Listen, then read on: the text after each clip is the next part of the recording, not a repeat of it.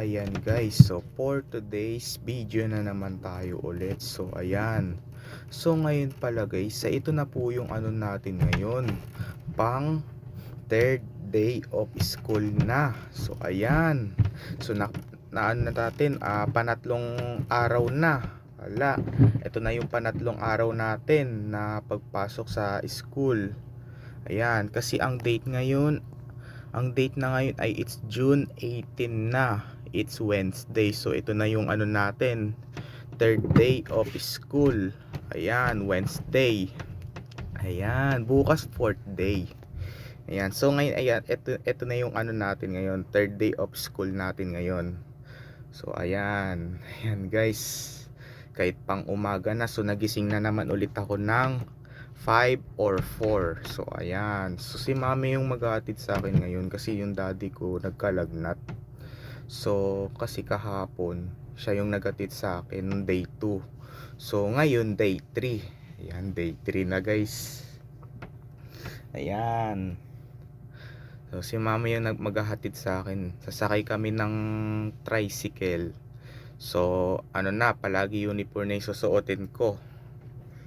Ayan na. So bukas fourth day.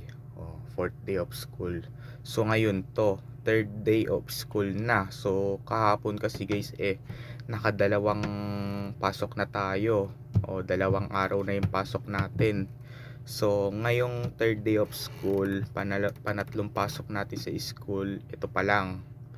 So ayan.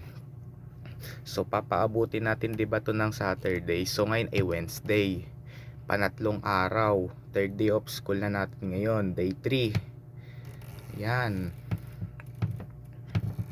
So alam mo ba guys kung ano yung ginawa namin sa sa school kahapon ulit?